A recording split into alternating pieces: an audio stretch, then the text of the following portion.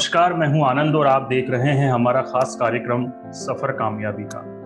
आज हमारे इस कार्यक्रम में जो मेहमान हैं वो हैं वरिष्ठ पत्रकार और 3 दशक से भी अधिक पत्रकारिता का अनुभव रखने वाले वशिंद्र मिश्रा जी। सर, बहुत बहुत धन्यवाद और हमसे बात करने के लिए नमस्कार। स्वागत है। नमस्कार जी। सर, आपका देखा जाए तो 3 दशक से भी अधिक का पत्रकारिता का अनुभव है।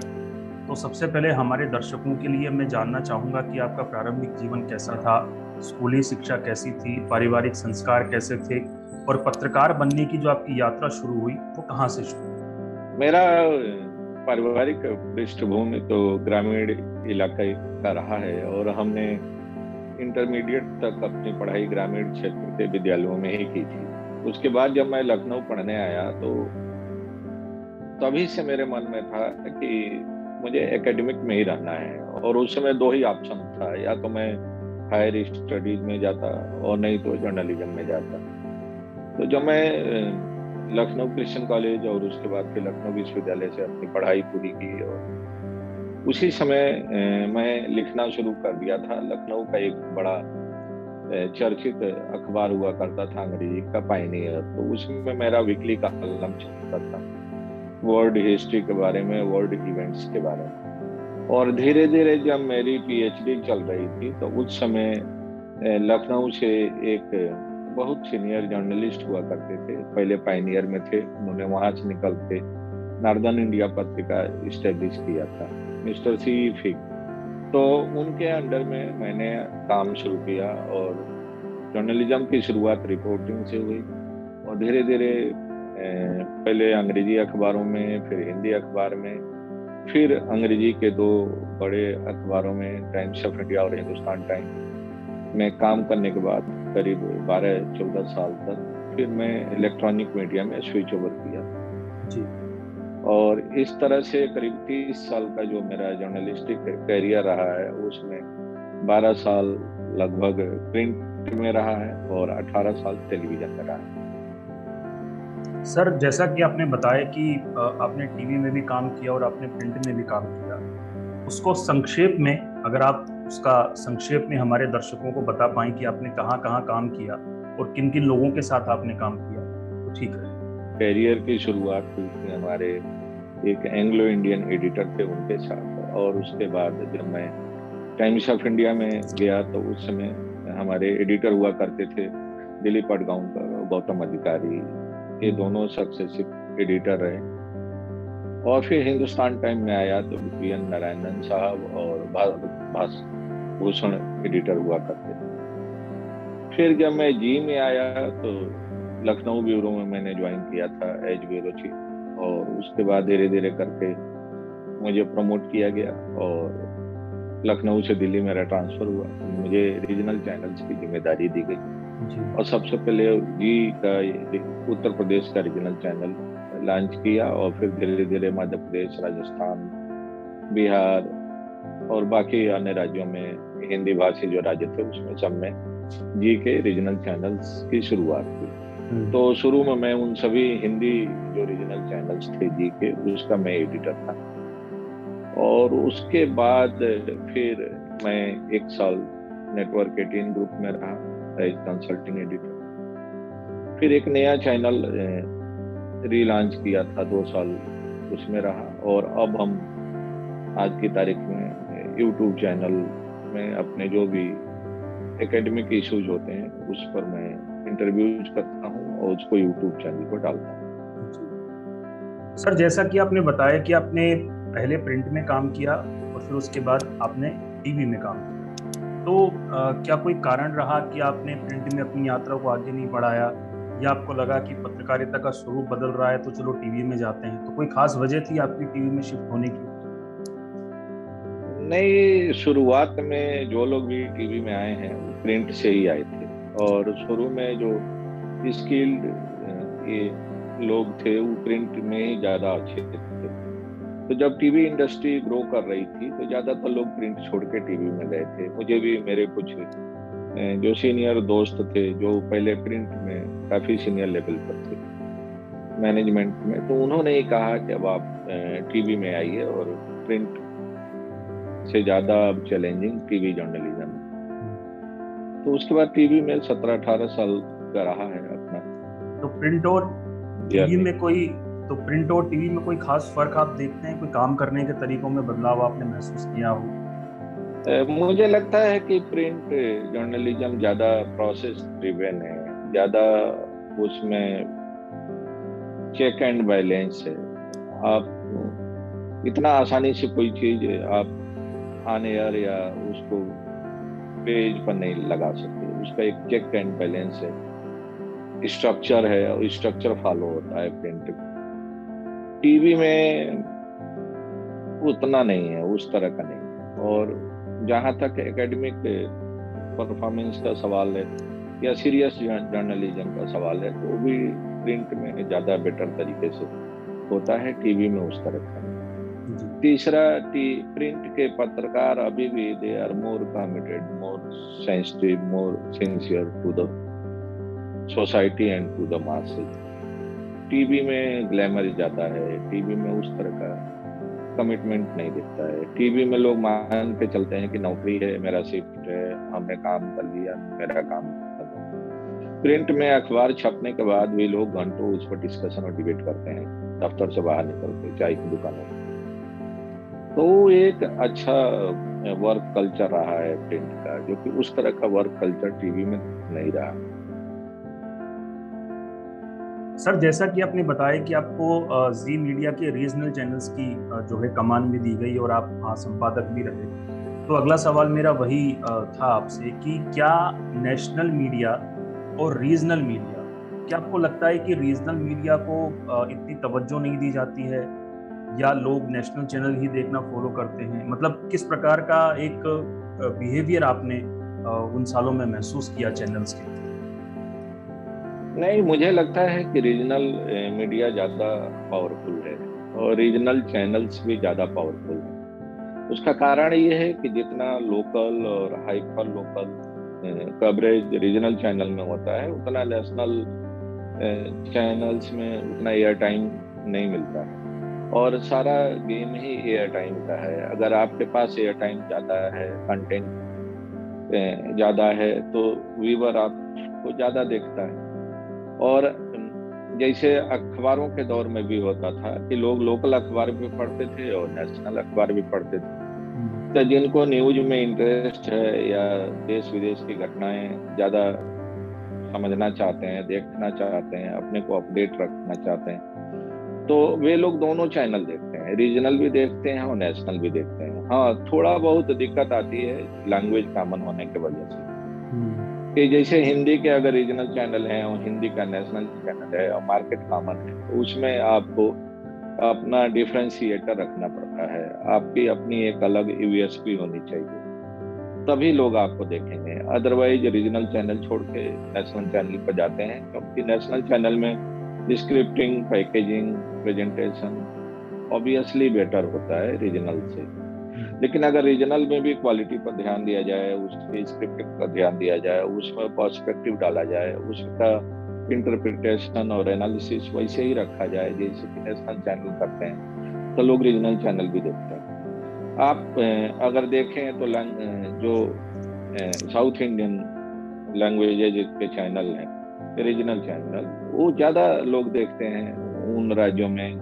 वहाँ नेशनल चैनल उतने नहीं देखे जाते हैं जितना कि बांग्ला देखा जाता है, जितना मलयाली देखा जाता है, जितना कन्नड़ देखा जाता है, जितना तेलुगु देखा जाता है, क्योंकि उनका लैंग्वेज जो है एक एफिनिटी है और लैंग्वेज को लेके जो एक बॉन्डिंग है वो बहुत ज़्यादा है। वो चीज़ हिंदी भाषी राज्यों में नहीं रहा, शुरू से नहीं रहा। उसके हिंदी के पत्रकार ही जिम्मेदार हैं, हिंदी चैनल चलाने वाले लोग जिम्मेदार हैं, क्योंकि जब आप कंटेंट पर ध्यान नहीं देंगे, जब आप उसमें पर्सपेक्टिव नहीं डालेंगे, और जब आप जो ऑडियंस को चाहिए उस तरह का कंटेंट नहीं बनाएंगे, तो ऑडियंस आपको रिजेक्ट करता है, आपके साथ लॉयल नहीं रहता। और सर, जैसा कि कई मामलों में हम देखते हैं कि मसलन आप एक उदाहरण मैं आपको देना चाहूँगा कि जैसे कोई नेशनल बड़ा मीडिया चैनल है, नेशनल चैनल, अगर उसके रिपोर्टर के साथ कोई बदतमीजी होती है, कोई अभद्रता होती है या उसको कोई नुकसान पहुंचाने की कोशिश होती है, तो मीडिया कवरेज उसको बहुत जल्दी मिल जाती है। सरकार बहुत जल्दी एक्टिव हो जाती है। लेकिन वही चीज़ अगर हम रीजनल मीडिया के पत्रकार के साथ देखें तो लोकल लेवल पर चाहे विधायक हो गया, सांसद हो गया, उसे धमका सकते हैं, उसे उतनी फुटेज नहीं मिलती, सरकार उतनी एक्टिव नहीं होती। तो आप तो जी में संपादक भी रहे रीजनल चैनल में, तो क्या ऐसा आपका कभी अनुभव हुआ, आपको कभी ऐसा महसूस हुआ कि नहीं यार कुछ स्टोरीज करने में, कुछ स्टिंग ऑपरेशंस करने में, या कुछ अच्छा मतलब जनता के प्रति हम दिखाना चाहते हैं लेकिन हमें दिखाने के लिए जो है नहीं दिखाने के लिए बाध्य किया जा रहा है? आनंद, ऐसा नहीं है, ये इस तरह की प्रॉब्लम प्रिंट में भी आती थी। और मैं आपको एक उदाहरण बताऊंगा। उत्तर प्रदेश में जालौन कालपी एक इलाका है, आप भी परिचित होंगे। वहाँ के एक नवभारत टाइम्स के जिला संवाददाता हुआ करते थे। उन्होंने एक खबर लिख दी नवभारत टाइम्स में, बहुत साल पहले, 87 की बात हम बता रहे हैं। उस खबर को लेके वहाँ के डीएम और एसपी दोनों नाराज थे उनसे। उन लोगों ने उनके खिलाफ आपराधिक मामले बना के और जेल भेजने की कोशिश की। पुलिसिया कार्रवाई के खिलाफ वहाँ के लोकल पत्रकारों ने धरना प्रदर्शन शुरू किया और उसके बाद धीरे धीरे स्टेट लेवल पर फिर नेशनल लेवल पर वो मुद्दा उठाया गया। और यहाँ से प्रेस काउंसिल का एक सब कमेटी गई जो कि फैक्ट फाइंडिंग टीम थी। उसमें उस जमाने के स्टेट्समैन के एडिटर हुआ करते थे एस सहाय साहब, वो उस कमेटी को हेड कर रहे थे। उन्होंने जांच किया। अब वो एक उसके विस्तार में हम नहीं जानना चाहते हैं, ज्यादा वक्त भी लगेगा और लगेगा कि हम एक दूसरा मुद्दा छेड़ना चाह रहे हैं। तो जो जब देखा गया तो उसमें दोनों तरह की चीजें थी। पहली गलती तो उस जिले संवाददाता की थी जो कि अपनी विचारधारा को के तहत उन्होंने खबर को ट्विस्ट किया था। और उस समय के जो दोनों अधिकारी थे, एसपी और डीएम, उनके निजी जिंदगी के बारे में लगातार लिखा था और उसके पीछे मोटिव उनके अपनी पर्सनल कुछ एजेंडा भी थे। दूसरी तरफ वहाँ जो बॉर्डर डिस्ट्रिक्ट होने के वजह से पशुओं की तस्करी होती थी, तो उसमें भी कहीं ना कहीं प्रशासन और वहाँ के लोकल मीडिया का रोल हुआ था, मिली भगत से ही होती। तो मेरा ये कहना है कि अगर इशू जेन्युइन है तो वो चाहे जिले लेवल का हो या नेशनल लेवल का हो, उसको प्रोमिनेंस मिलता है और उस पर एस्टेब्लिशमेंट या सरकारें रिएक्ट करती हैं। अब इधर पिछले कुछ वर्षों से हो गया है कि मीडिया कवरेज को लेके उस तरह के रिएक्शन एस्टेब्लिशमेंट में देखने को नहीं मिलता और मीडिया में भी उस तरह की खबरें नहीं अब दिखाई जाती हैं, न लिखी जाती हैं जैसा कि पहले लिखी जाती थी, जिसके आधार पर रिएक्शन होता है। तो इसके लिए मीडिया भी उतनी ही जिम्मेदार है और सरकार में जो लोग बैठे हैं वो इंस्टीट्यूशंस को कितना महत्व देते हैं, कितना मजबूत रखना चाहते हैं और कितना रिलेवेंट बनाए रखना चाहते हैं, ये उनकी प्रायोरिटी पर भी निर्भर करता है। क्योंकि चाहे वो संविधान हो या सुप्रीम कोर्ट हो या मीडिया हो या कोई भी इंस्टीट्यूशन है, इंस्टीट्यूशन बचता और मजबूत रहता है तभी तक जब तक कि जिनके हाथ में एस्टेब्लिशमेंट की कमान होती है वे उसको उतना ही सैक्रोसेंट बनाए रखना चाहते हैं। और अगर जो लोग सत्ता और प्रशासन में हैं और उनकी प्रायोरिटी में इंस्टीट्यूशंस को बचाए रखना, इंस्टीट्यूशंस की गरिमा बनाए रखना, इंस्टीट्यूशंस को मजबूत करना नहीं है, तो आप कुछ भी करते रहिए, उससे कोई फर्क नहीं पड़ता है, वो सारी चीजें इररिलेवेंट होती हैं। दूसरा एक और चीज है जो इधर हाल के वर्षों में देखने को मिल रहा है कि पहले होता था कि कवरेज के लिए जो एक थंब रूल था कि आप दोनों पक्ष के बारे में चर्चा करेंगे।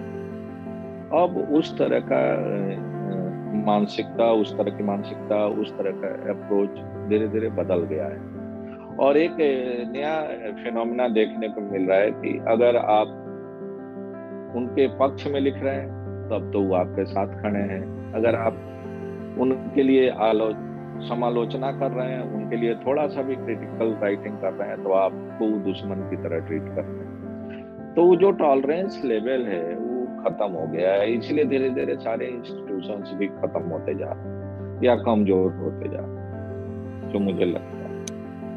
सर, जैसा कि आपने बताया कि आप अपने डिजिटल प्लेटफॉर्म पर काम कर रहे हैं, तो इस देश ने एक प्रिंट का दौर देखा, फिर एक टीवी का दौर देखा, विजुअल का दौर देखा। बहुत तेजी से खबरों का एनालिसिस हम कर सकते थे विजुअल्स के माध्यम से, और अब ये देश एक डिजिटल ट्रांसफॉर्मेशन से गुजर रहा है। तो आप क्या ये मानते हैं कि डिजिटल जिस तेजी से आगे बढ़ रहा है, उस तेजी को अगर हम देखें तो क्या डिजिटल ही आपको भविष्य दिखाई देता है? ऐसा नहीं है। मुझे लगता है कि डिजिटल में भी अगर क्वालिटी चेक नहीं रहा, डिजिटल में भी अगर सेल्फ डिसिप्लिन नहीं रहा, कंटेंट के प्रेजेंटेशन से लेके राइटिंग तक, तो आने वाले टाइम में धीरे धीरे जो डिजिटल मार्केट है, जिसकी तरफ के एक अल्टरनेटिव मीडिया के रूप में ऑडियंस और रीडर शिफ्ट करने की कोशिश कर रहे हैं, वहां से भी उनको निराशा हाथ लगेगी। और आप देखेंगे तो जिस तेजी से शुरुआत हुई है डिजिटल की, उसमें काफी इधर फिर उसकी पेस या स्पीड अब धीरे धीरे कम होती जा रही है।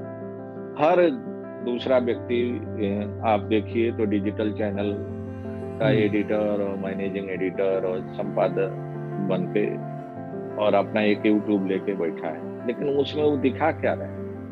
अगर आप भी वही काम कर रहे हैं जो काम की प्रिंट में होने लगा था, जो काम की टीवी में होने लगा था, अगर उसी तरह का non serious, motivated, agenda driven content आप भी चलाने लगेंगे, तो फिर आप में और बाकी लोग जो मीडिया पहले से ऑलरेडी स्टैब्लिश्ड है, उसमें फर्क क्या रहेगा?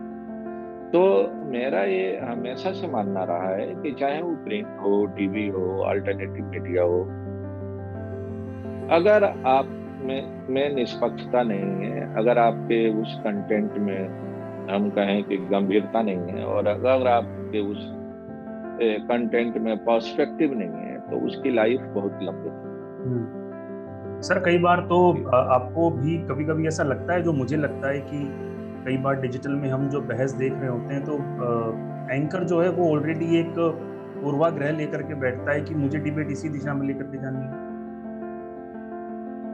डिजिटल में तो वही लोग गए हैं ना। डिजिटल में दो तरह की जमात है। एक जमात वो है जो कि टीवी या अखबार से डिसग्रंटेल्ड है, उसको वहाँ स्पेस नहीं मिला, उसको वहाँ के किन्हीं कारणों से वहाँ से हटना पड़ा, तो उन्होंने कुछ लोग अपने एकेडमिक एपेटाइट को पूरा करने के लिए, कुछ लोग अपना घर चलाने के लिए डिजिटल और यूट्यूब चैनल्स का सहारा ले। तो माइंडसेट तो वही है, जो काम वो टीवी में कर रहे थे, जो काम वो अखबार में कर रहे थे, उसी माइंडसेट से वो यूट्यूब चैनल्स में भी कर रहे हैं। इसलिए मैं कह रहा हूँ कि एजेंडा ड्रिवन जर्नलिज्म या एजेंडा ड्रिवन जो भी राइटिंग है, उसका लाइफ बहुत लंबा नहीं है। वो धीरे धीरे लोग जान जाते हैं, और आजकल गूगल का जमाना है, यूट्यूब का जमाना है। उसके लिए आपको 5 किलोमीटर चल के किसी लाइब्रेरी में जाने की जरूरत नहीं है। आप अपने फोन में गूगल करके तुरंत चेक कर लेते हैं कि ये जो डेटा व्यक्ति दे रहा है, ये जो एनालिसिस कर रहा है, इसमें कितनी सच्चाई है। अब आप देखिए, इधर हाल के कुछ वर्षों में पहले होता था कि इशू रेज किए जाते थे, उसको एजेंडा बनाया जाता था और उसके पॉलिटिकल माइलेज लिए जाते थे। लेकिन जो अवेयरनेस बढ़ा है और इंफॉर्मेशन क्रांति आई है, त्यों त्यों अब इशू 24 घंटा 48 घंटा से ज्यादा नहीं चल पाता है, अपने आप डिमोलिश हो जाता है। आप चाहे जितना हेडलाइन मैनेज करने की कोशिश करिए, नहीं हो पा रहा। अभी रिसेंट जो आजकल चल रहा है अफगानिस्तान को लेके इंडिया में, हाँ, जबरदस्त चल रहा है, दोनों तरफ से आपको देखने को मिल रहा होगा। लेकिन वो धीरे धीरे लोगों को पता चल जाएगा कि अफगानिस्तान का जो सोशियो पॉलिटिकल इकोनॉमिक कंडीशन है, वो दुनिया के दूसरे देशों से अलग है। वहाँ ना तो एथनिक वार है, न कम्युनल वार है, न कम्युनल टेंशन है। वहाँ मुसलमान को मार रहा है। तो वहाँ माइनॉरिटी और मेजॉरिटी का नहीं है, वो माइनॉरिटी में माइनॉरिटी लड़ रहे हैं आपस में।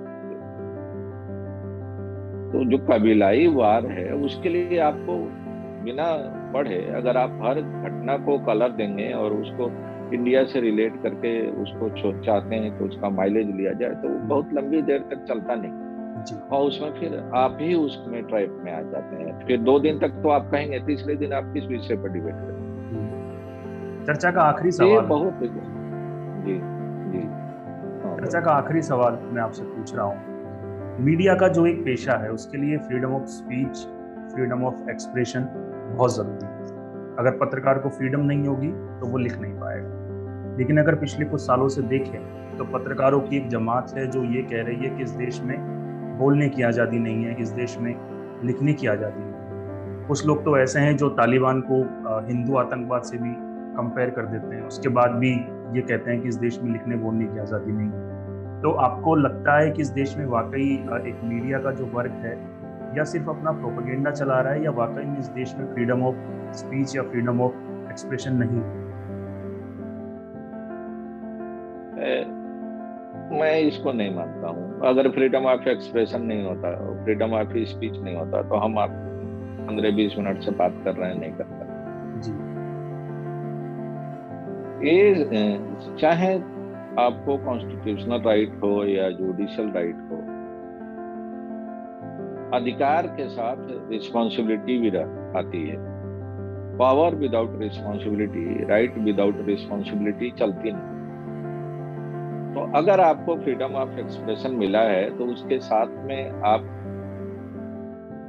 के ऊपर कई राइडर्स भी हैं संविधान की तरफ से, जुडिशरी की तरफ से, कि आप अपने उस अधिकार का किन परिस्थितियों में किस सीमा तक उसका इस्तेमाल कर सकते हैं। दिक्कत वहां आती है जब हम अपनी जो सीमा है उसको क्रॉस करते हैं, और जहां हम अपने कन्वीनियंस से उसको इस्तेमाल करना चाहते हैं उन अपने राइट्स को। तो मैं हमेशा से इस बात को मानता रहा हूं कि power without accountability, right without responsibility चलता नहीं। अगर आप अपने अधिकारों का इस्तेमाल करना चाहते हैं तो आपको एक रिस्पॉन्सिबल नागरिक बनना पड़ेगा, रिस्पॉन्सिबल प्रोफेशनल बनना पड़ेगा, और रिस्पॉन्सिबिलिटी के साथ अपने अधिकारों का इस्तेमाल करना पड़ेगा। अब हम आपको एक चीज बताना चाहते हैं, मैं नाम नहीं लेना चाहता हूँ यहाँ। आज क्या है, आज जो मीडिया ओनर्स हैं उनके सामने कई तरह के चैलेंजेस हैं। एक चैलेंज है कि वो अपने कारोबार को किस तरह से फाइनेंशियली वायबल बना के रखें, जो उनके वहां नौकरी कर रहे हैं उनको समय से सैलरी मिलती रहे। दूसरा चैलेंज ये है कि जो इस्टेब्लिशमेंट है वो भी नाराज ना हो, जिससे उनका विक्टिमाइजेशन हो। और तीसरा चैलेंज ये है कि जो उनका पर्सनल इंटरेस्ट है वो कैसे प्रोटेक्ट। अब इतने सारे चैलेंजेस के बीच में अगर कोई मीडिया ओनर है जो चैनल चला रहा है, अखबार निकाल रहा है, तो उसमें जो काम करने वाले लोग हैं उनको भी उन कंपल्शंस को और उन कॉन्स्टेंट्स को समझना पड़ेगा। कई मौके ऐसे आते हैं कि आपको इसलिए हटना पड़ता है उस पद से क्योंकि उस पद पर किसी दूसरे को एकोमोडेट करना है और उस व्यक्ति के लिए कहीं बाहर से प्रेशर है। तो इसका मतलब ये नहीं है कि मैनेजमेंट आपको निकम्मा मान रहा है, इसका मतलब ये भी नहीं है कि मैनेजमेंट आपसे नाखुश है, लेकिन मैनेजमेंट के सामने पोस्ट तो एक ही है, और अगर उस पोस्ट के लिए कोई बाहर से प्रेशर है और किसी दूसरे को कहा जा रहा है कि उस पद पर उस व्यक्ति को एकोमोडेट करिए, तो मैनेजमेंट क्या करेगा? जो एग्जिस्टिंग स्टाफ है उसी में रिस्ट्रक्चर करेगा। तो उसको इस रूप में लेना चाहिए। हम एक ग्रुप में काम करते थे, मीडिया ग्रुप में, उसके जो चेयरमैन थे उनका मैं बहुत सम्मान करता हूँ आज भी, और मेरा बहुत अच्छा संबंध रहा है उनसे, अभी भी है। तो वो एक बात कहा करते थे कि हमेशा अगर आप सुपरवाइजरी पोजीशन में हैं, मैनेजरियल पोजीशन में हैं, तो you have to follow the philosophy of tough love. कि अगर जरूरत पड़े तो आप अपने सबसे प्रिय व्यक्ति को भी पिंक स्लिप पकड़ा के बाहर जाने के लिए कहने की मादा रखिए अपने। नमस्कार।